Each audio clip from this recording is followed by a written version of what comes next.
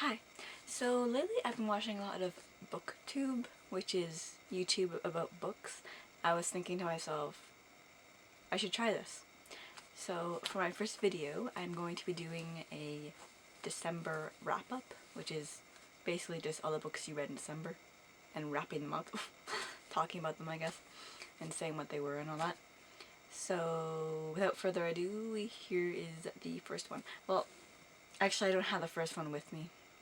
But the first book I read was Milk and Honey by Rupi Kaur, however you pronounce her name, which is pretty popular, I have to say. It's that book of poetry. It's like pretty tiny book of poetry, and the poems are pretty tiny too, which made it really quick to read, which was good. And I'm not really into poetry, but I figured I'd give it a chance anyway. And I mean, they're quick to read, so it's not like it's a hard kind of poetry, even though I guess in a way it's still hard because it's not very, well, I guess it's like up to interpretation, that kind of stuff. Well, actually I guess anything is up to interpretation. I read it and I don't really think it's for me. The second book I read, which I do have with me still, is The $1 Million Mermaid by Esther Williams. So it's an autobiography. I've been really into autobiographies recently. I've been getting, I don't know, at least one. Yeah, every trip to the library that I go. Yeah, these books are from the library, that's why I don't have the other one. It's a great place, you should go there. Free books. And so I've been reading a lot of autobiographies, and I like them. I like the ones, like, obviously where they write themselves, that's why it's auto. I think that's would be more like, I guess, informative or interesting if the person who life it was actually wrote it.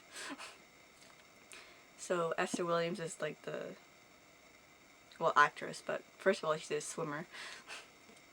That's why it says Mermaid. She's in a bunch of movies where she does like synchronized swimming basically. And of course she's a swimmer, or was a swimmer. And this was really interesting. Like, I think the thing that really stood out is that in the movie she seems so like nice. In this book she's really like sassy. I guess that's, you know, her real personality, because in the movies it's, you know, fake. But she's a sassy girl. Yeah, it was good. I liked it. The third book I read was Walt Whitman. Well, it's another book of poetry. Is by Walt Whitman. Obviously that's why it says Walt Whitman there. And again, poetry is hard to understand. I found it quite hard to understand. So I don't really think it's for me, but I still tried it because it's a classic and I want to try classics, of course, but of course I do find them hard to get through. But I still gonna try them because, you know, they're classics for a reason, I guess. This one had like it only had 6 poems in it, so it was quick. Obviously it's short. It's also a really tiny little book, which was good again. Too easy to get through. It also had like paintings in it by different artists to like go with the poems, to complement the poems.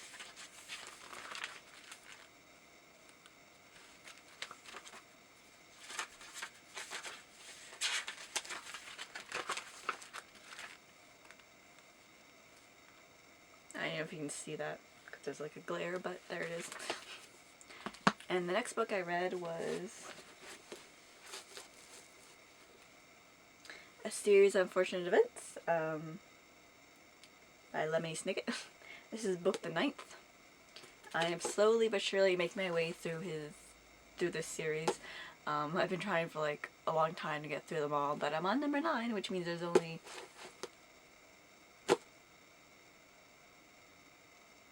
3? No, 4.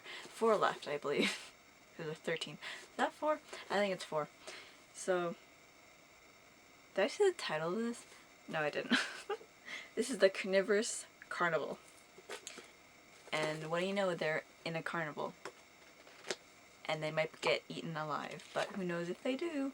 I find these books are really, like, interesting. Like, the guy, Lemony Snicket, like, he is so just a funny person. Like, his writing is so, like, I want to say, like, witty and sarcastic and all that great stuff, which I love, which is probably why I like reading these books, because they're funny, very, very humorous. And of course they have art in them as well, by Brett Hellquist. He's the illustrator. And then the last book, or rather a book I'm still like reading, but I figured I'd film this now, is this one. It's the Fifth Avenue Artist Society by Joy Callaway. Pretty lady. By the cover you can probably tell this is a historical fiction, which I also love a lot. I like old stuff, I like old movies. That's probably why, because they're like set in olden times. But obviously historical fiction is set in there too.